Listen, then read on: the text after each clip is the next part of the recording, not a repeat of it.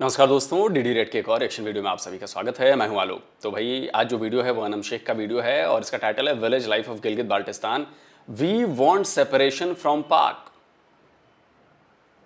अरे वाह, चलिए देखते हैं भाई कि ऑन कैमरा लोग ऐसी बातें क्यों कह रहे हैं। गिलगित बाल्टिस्तान के लोग क्यों उन्हें पाकिस्तान से आज़ादी चाहिए। Let's see.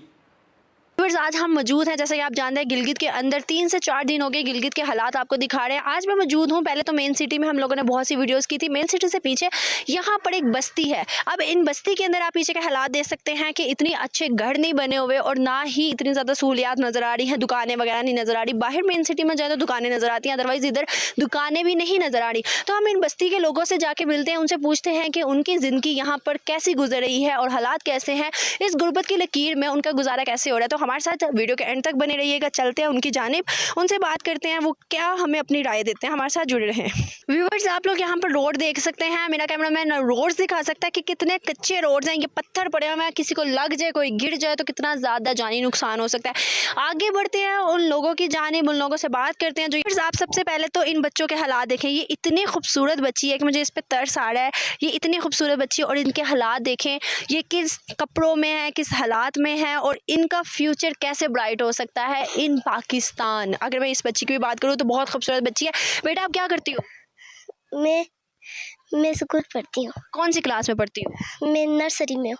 तो यहाँ पर इतने गंदे खुलिये में खेल क्यों रही हो? घर में क्यों नहीं हो? पढ़ क्यों नहीं रही? यहाँ मेरी मामा ने जाओ कहा था। अच्छा, मामा ने कहा था जाओ खेलो। यहाँ पास रहती हो? हाँ। अब यहाँ पर आप देख सकते हैं कि यहाँ के हालात ही ऐसे हैं कि यहाँ पर बच्चे जब बाहर निकलेंगे तो इस हालात में आ ही जाएंगे, चाहे वो पढ़ने वाले ही क्यों ना बच्चे हो। तो मतलब ये फ्यूचर है पाकिस्तान में। अगर हम आगे की बात करें तो आगे बढ़ते हैं। अस्सलाम वालेकुम। वालेकुम सलाम। आपका नाम? जहांजेब आलम। जहांजेब, क्या करते हो? मैं बस स्टूडेंट हूँ, पढ़ता हूँ इस वक्त। बिल्कुल सही। कौन से क्लास में? 10th में। बिल्कुल सही। आप क्या करते हो? मैं भी स्टूडेंट हूँ, क्लास? पार्ट 1 का। FSC part 1 premedical. जी जी। बिल्कुल सही, माशाल्लाह। आप क्या करते हैं? जी मेरा इधर जॉब है, बिल्कुल सही। कौन सी जॉब है, किस चीज़ की? एजेंसी ओलपर का। बिल्कुल सही। अंकल, आप क्या करते हैं? जी मैं मदरसा पढ़ाता हूँ। माशाल्लाह, बिल्कुल सही, बहुत ही अच्छी बात है। आप सबसे बेसिकली क्वेश्चन मेरा सबसे पहले तो ये है, अगर मैं आपकी बात करूँ तो मुझे बताओ तालीम का निज़ाम यहाँ पर कैसा है? हमारे वो गांव में तो तालीम का निज़ाम बहुत अच्छा है। कहाँ, कौन से गाँव के हो? मैं जयपुर का, गांव जयपुर का हूँ, अस्तौर।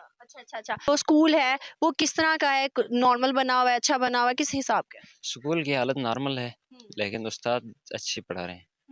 स्कूल की हालत नॉर्मल है। गवर्नमेंट स्कूल है या वैसे है? गवर्नमेंट है। गवर्नमेंट स्कूल है, मतलब गवर्नमेंट की जानिब से ज़्यादा उसको तैयार नहीं करवाया गया, वह सब्सिडी नहीं मिली? जी तैयार नहीं किया गया गवर्नमेंट की तरफ। आप प्री मेडिकल मतलब कॉलेज के हो? जी जी। कॉलेज कहाँ पे है? कॉलेज इधर गिलगित में ही है। मैं बेसिकली ज़िला अस्तौर का ही हूँ, तो कॉलेज इधर गिलगित में ही है।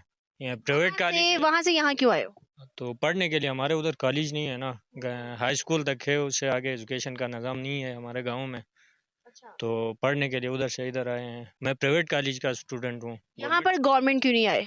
गवर्नमेंट कॉलेज में असल में मैं थोड़ा उधर से लेट आया था, इसलिए मैंने गवर्नमेंट कॉलेज में एडमिशन नहीं मिल रहा था, इसलिए मैंने प्राइवेट कॉलेज में एडमिशन लिया। बिल्कुल सही। और क्या ख्वाब है, क्या बनना चाहते हो? ख्वाब तो वही है ना, प्री मेडिकल में लेने का की वजह तो। हाँ बिल्कुल सही। अगर आप मुझे बताइएगा, मदरसा में आप पढ़ाते हैं, दीनी तालीम देते हैं, मतलब कि दीनी तालीम में हमें हमारा दीन क्या सिखा रहा है? हमारा दिन ये सिखा रहा है कि मतलब अल्लाह की वाजनियत को और हुजूर पाक सल्लल्लाहु अलैहि वसल्लम के मुबारक तरीक़ों को मतलब ज़िंदगी पर अमल करना है। बिल्कुल सही। अंकल, आप मुझे बताइएगा, दीन हमें ये सिखाता है कि पड़ोसियों के साथ अच्छे ताल्लुकात बनाने हैं। दीन हमें ये क्या सिखाता है कि आप लोगों ने नफ़रत का जवाब जो है नफ़रत में देना है या मोहब्बत में देना है? नहीं, नफ़रत का जवाब जो है मोहब्बत में देना है। बिल्कुल सही। तो सर मुझे ये, अंकल आप मुझे ये बताइएगा कि हम लोगों ने अपने आस पड़ोस के पड़ोसियों के साथ अच्छे ताल्लुकात क्यों नहीं बनाए? हमारा दीन तो यही सिखाता है कि पड़ोसियों के साथ अच्छे ताल्लुकात बनाने हैं, लेकिन आज भी अगर हम देखें हमारी इज्जत कोई नहीं कर रहा, क्यों? ये तो हमारी ज़बानी की बात है ना, लेकिन असल में हमने अपने अमल पे नहीं लाया इस काम को। असल में तो ये है कि पड़ोसियों के साथ अच्छा सलूक करना है, लेकिन हम बताते तो लेकिन अमल नहीं करना है। इसलिए मैं सबको यही पैगाम देना चाहता हूँ कि हम सब इन बातों पर अमल करें। बिल्कुल सही। अंकल, आप मुझे बताइएगा, हमारे नबी सल्लल्लाहु अलैहि वसल्लम, उनका एक ही पैगाम था पूरी उम्मत के लिए कि जो आपको एक पत्थर मारे उसका जवाब ईंट से नहीं, मोहब्बत से दो। आज अगर हम देखें, हमारे हुक्मरान दुश्मनी के तहत चल रहे हैं। अगर हम देखें इंडिया, सबसे बड़ा मसला जो कश्मीर, आप मुझे बताएं, कश्मीर हम चाहते हैं, क्या हम लोगों ने कश्मीरियों के लिए कुछ किया? हमारे हुक्मरानों ने कुछ किया? हमारे बिजाते कौम हम सब ने कुछ किया है कश्मीरियों के लिए? ये तो हमने कुछ नहीं किया कश्मीरियों के लिए, लेकिन हमें करना चाहिए। ये तो यह एक गैर मुस्लिम भी अगर आपके साथ बुरा करे तो उसके साथ अच्छाई करना है, लेकिन ये तो अल्हम्दुलिल्लाह मुसलमान है, मुसलमान का मुसलमान पे हक बनता है कि इसकी अच्छाई और बुराई और इसकी दुख सुख में उनके साथ शरीक हो जाए। क्या आपको लगता है हम बिजाते मुसलमान क्या इन सब चीज़ों पे अमल कर रहे हैं? नहीं, अमल तो नहीं है, बस कोशिश कर रहे हैं कि अल्लाह ताला अमल की तौफीक अता फरमाए। आमीन। एक और बहुत अहम सवाल सर आपसे अगर हम बात करें कश्मीर, गिलगित और हुंजा स्कर्दू की, मुतनाज़ा इलाके हैं ना सारे, अगर पाकिस्तान की जानिब से देखें तो कितनी ज़्यादा आपको सहूलियात फराहम की जा रही है? सहूलियात तो हमारे यहाँ पे गाँव पे सहूलियात नहीं है। यहाँ पे जो ज़िला गिलगित है, हमारे जैसे मेरे भाई ने कहा कि यहाँ पे वहाँ पे तालीमी लिहाज से कमज़ोरी की वजह से मैं यहाँ पे आया, तो इसी लिहाज से हमारे वहाँ पे इलाके में भी कमज़ोरी है, हर इलाके में इसकी वो नहीं है। अब अगर मैं बात करूँ 1947 की, 1947 में पाकिस्तान जब वजूद में आया था, क्यों अलग हुआ था कि हम लोग आज़ाद रहेंगे, आज़ाद जमहूरियत होगी? उसके अलावा बाबा कौम का जो विजन था वो यही था कि भाई पाकिस्तान में जो हमारे मुसलमान हैं वो उनके असूलों के मुताबिक रहेंगे, यही सारी चीज़ें थी। लेकिन आज हम देखें तो हम लोगों ने क्या हकूक़ दिए हैं, हमारे हुक्मरानों ने क्या हकूक़ दिए हैं हमारे मुतनाज़ा इलाकों को, चाहे कश्मीर हो चाहे गिलगित हो, क्या हकूक़ मिल रहा है? अगर हम इंडिया के कश्मीर की भी बात करें जो हमारे बिल्कुल साथ लगता है, वहाँ पर अगर हम डेवलपमेंट की बात करें, बच्चों की तालीम की बात करें, तो वहाँ पर 28,000 स्कूल है सिर्फ जम्मू कश्मीर के अंदर। हम और यूनिवर्सिटी सिर्फ एक यूनिवर्सिटी है वहाँ पर। अगर मैं मेन सिटी की भी बात करूँ, मेरे मुताबिक एक यूनिवर्सिटी है यहाँ पर एक ही है। आप देखें यहाँ क्या दे रहे हैं, और वो भी फिर अगर हम हिंदू की भी बात करते हैं, वो हिंदू होके कितना ज़्यादा सहूलियात अपने लोगों को दे रहे हैं। ये तो हमारे मुसलमान हुक्मरानों की बात है ना। हुक्मरान जो है ऐसे बदजन है, ऐसे कमज़ोरी है इनके अंदर कि मतलब मुसलमानों को वो तरजीह नहीं देते हैं, गैर मुस्लिमों को वहाँ पे तरजीह है।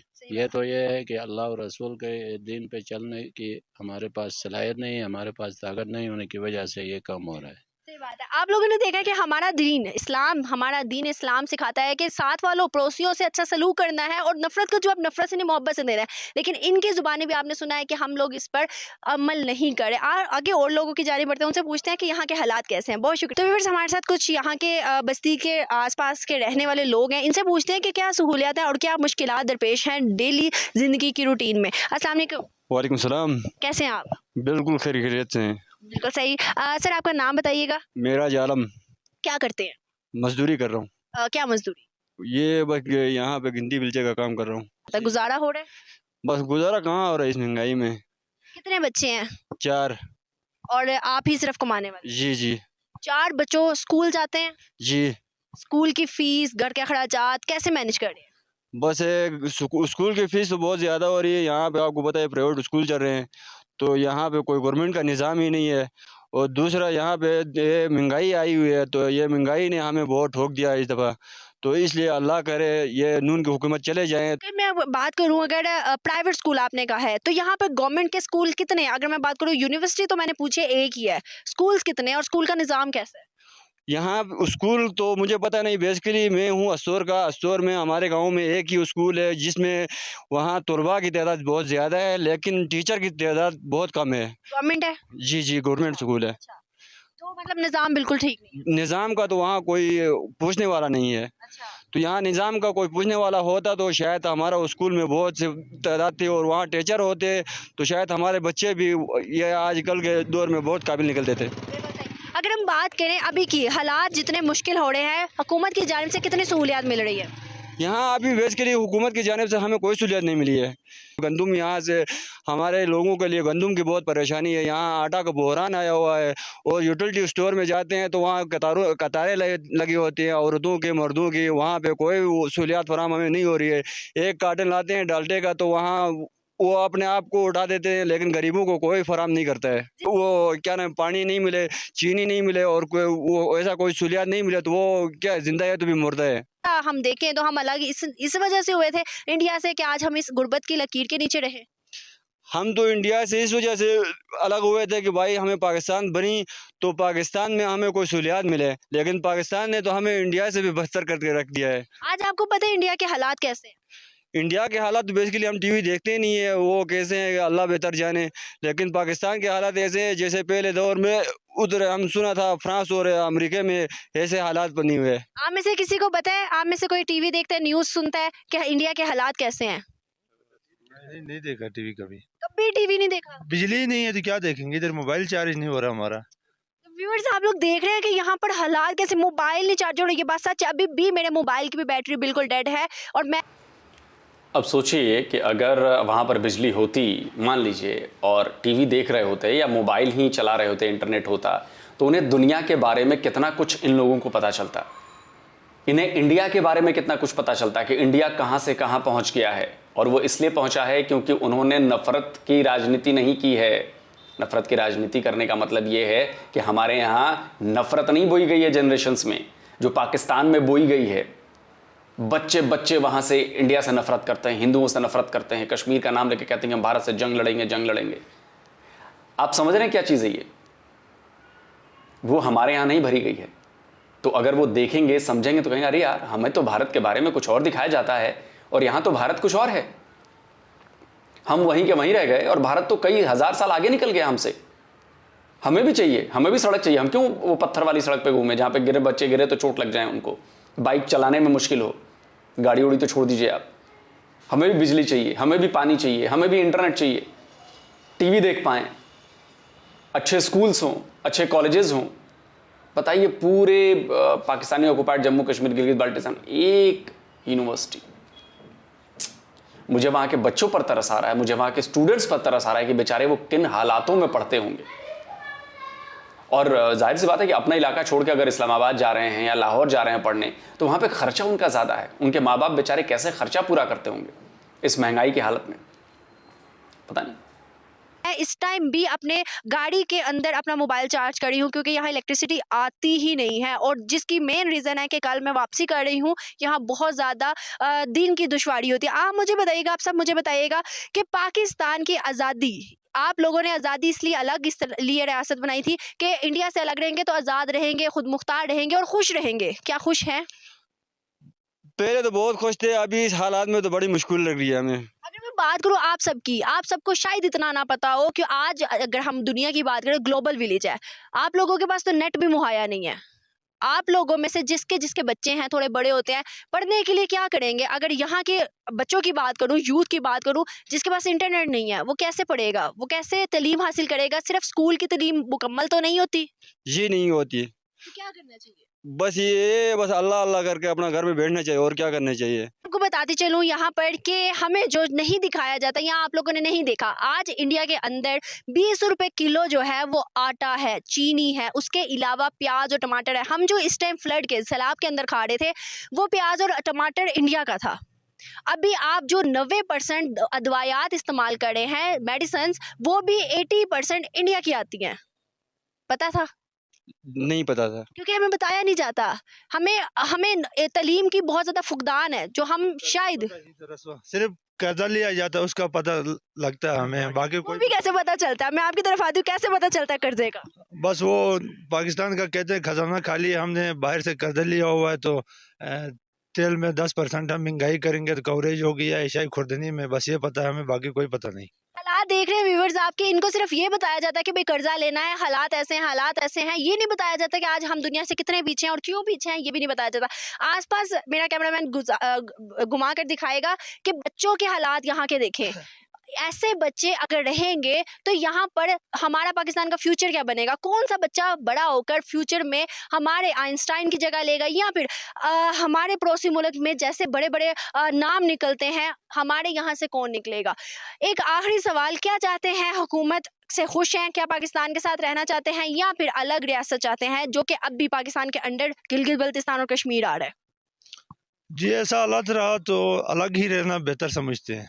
पता है इस टाइम हमारे आज़ाद कश्मीर का क्या हालात है? नहीं उसका कोई पता नहीं, आपको कहा बिजली नहीं है, कोई खबर नहीं सुनते, फेसबुक नहीं चलता है, टीवी ऑन नहीं हो रहा है, अच्छा मोबाइल चार्जिंग नहीं हो रहा, कोई पता नहीं मुल्क का। सिर्फ ये पता है कि बस बाहर से कर्जा लिया है तो 10% हमने महंगा कर दिया, ये हमने उसका कर्जा अदा करना है, बस ये पता है। व्यूअर्स गाइस आप यहाँ पर हालात देख सकते हैं कि यहाँ पर क्या हालात चल रहे हैं। अभी अगर हम देखें तो इनके पास ना बिजली है, ना इनके पास कोई सहूलत है, ना इनके पास इंटरनेट है, और ना ही इनके पास टीवी होगा, और ना ही इनके पास केबल होगी। हम इन हालात के अंदर क्या कर सकते हैं इनके लिए? हमारी हुकूमत सब्सिडी क्यों नहीं दे रही? मुतनाज़ इलाके है ना, मुतनाज़ इलाके के बावजूद भी इनको सब्सिडी क्यों नहीं मिल रही? बहुत बड़ा सवालिया निशान है। इन सब सवाल के जवाब आप भी दे सकते हैं कमेंट बॉक्स में, आपका इंतजार कर रहे हैं। मैं मिलूंगी आपसे कल एक नई वीडियो एक नए कॉर्नर में, तब तक के लिए अल्लाह हाफिज़। चलिए दोस्तों, वीडियो ख़त्म हो गया और मुझे भी अफसोस हुआ यार कि लोगों को उनके हक नहीं मिल रहे हैं। हाँ, कर्ज़ा लिया है, उसके बदले हमें वो कर्ज़ा चुकाना है, तो टैक्स लगा दो और टैक्स वसूल कर लो। यानी कि जो बेचारे जो लोग कमा भी रहे हैं उनसे जितना निकाल सकते हो आप निकाल लो, अपना ख़जाना भर लो। ये पाकिस्तान कर रहा है, गिलगित बाल्टिस्तान का, क्या वहाँ POJK में भी कर रहा है यही। आप सोचिए कि इनको पढ़ने का हक नहीं है क्या? इनको अच्छी सड़क पर चलने का हक नहीं है क्या? इनको बिजली मिलने का हक नहीं है क्या? इनको इंटरनेट मिलने का हक नहीं है क्या? इनको भी दुनिया को देखने का हक नहीं है क्या? लेकिन इनको एक कुएं के अंदर बंद करके रखा गया। ओरिजिनल जो कहते हैं ना, आप कहते हो हमारे जम्मू कश्मीर के बारे में कि जी ओपन जेल बना के रखी है, तो बेसिकली ओपन जेल आप लोगों ने बना कर रखी है। आप पता कर लो, मैं दावा नहीं कर रहा, लेकिन आप पता कर लो, जम्मू कश्मीर में इंटरनेट है, 5G 6G की तैयारी शुरू हो चुकी है। जम्मू कश्मीर की सड़कें ज़बरदस्त हैं, इसलिए वहाँ पर टूरिज़्म इतना ज़बरदस्त फैला हुआ है। जम्मू कश्मीर में कारोबार बड़ा ज़बरदस्त होता है। जम्मू कश्मीर में जो फार्मिंग होती है, वो चाहे केसर की फार्मिंग हो, ड्राई फ्रूट्स की फार्मिंग हो, बाकी कई चीज़ों की फार्मिंग है, वो बड़ा ज़बरदस्त होता है। जो फ्रूट्स हैं उनकी फार्मिंग बहुत ज़बरदस्त होती है, जो सेब हैं, कश्मीरी सेब हैं, बाकी चीज़ें। आप वहाँ के बच्चों को देखेंगे बड़े बड़े पोस्ट पर हैं, उनको वही पढ़ाई मिल रही है जो इंडिया के दूसरे हिस्सों में मिल रही है। वहाँ पर IIT है, वहाँ पर मेडिकल कॉलेजेस हैं, वहाँ पर बड़े से बड़े अस्पताल हैं, वहाँ पर 28,000 कह रही हैं, वहाँ पर 40,000 से ज़्यादा स्कूल हैं। सरकारी स्कूल आप देखेंगे तो आप चौंक जाएंगे कि इतने शानदार सरकारी स्कूल भी हो सकते हैं।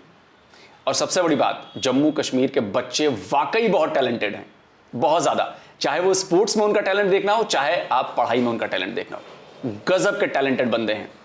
और एक से एक एग्जाम वो निकालते हैं। इंडिया के द्वारा जो टफेस्ट एग्जाम्स हैं वो भी वो पास करते हैं, अपने दम पर पास करते हैं। सुविधाएं कम मिली हैं उन्हें, उसके बावजूद ये टैलेंट है उनका कि वो इस पोजीशन पे पहुंच जाते हैं। सोचिए, जब उन्हें पूरी तरह से हर सुविधा मिलने लगेगी, जो कोशिश की जा रही है, तो सोचिए कश्मीर के बच्चे क्या कमाल कर दिखाएंगे। और आपको वहां तक पहुंचने के लिए अभी 100 साल लगेंगे, 100 साल। जो आप लोगों ने अपने पाकिस्तानी ऑक्युपाइड जम्मू कश्मीर के बच्चों का हाल कर रखा है, जो गिलगित बाल्टिस्तान के बच्चों का हाल कर रखा है, वहाँ के लोगों का हाल कर रखा है। न खाने के लिए आटा है, न पीने के लिए पानी है। नौकरी, रोजगार, बिजनेस, ये सब आप छोड़ दीजिए, स्कूल, कॉलेज, यूनिवर्सिटी, ये सब छोड़ दीजिए। इंटरनेट ने, खैर चलिए आप वहाँ पर इंटरनेट मत दीजिए, लेकिन धीरे धीरे लोग पता कर ही लेंगे, आज नहीं तो कल पता कर ही लेंगे और कंपेयर करेंगे। और मुझे लगता है कि वहाँ के लोग भी अब ये सोच रहे हैं कि जी हमने पाकिस्तान के साथ मिलकर बड़ी गलती की है, और उस गलती का खामियाजा जो है वो उनको भी भुगतना पड़ रहा है, उनके बच्चों को भुगतना पड़ रहा है, और आने वाली उनकी कई जनरेशन्स को भुगतना पड़ेगा। तो इसीलिए वहाँ पे प्रोटेस्ट भी हो रहे हैं, और वो जो ये बात कर रहे हैं ना कि हम अलग रियासत, अब ये धीरे धीरे ये चीज़ इनके दिमाग में घर कर रही है कि हम अलग रियासत बनाएंगे। तो देखिए आगे आगे चल के क्या होता है। तो जल्दी मिलता हूँ एक और नए वीडियो के साथ। नमस्कार, जय हिंद।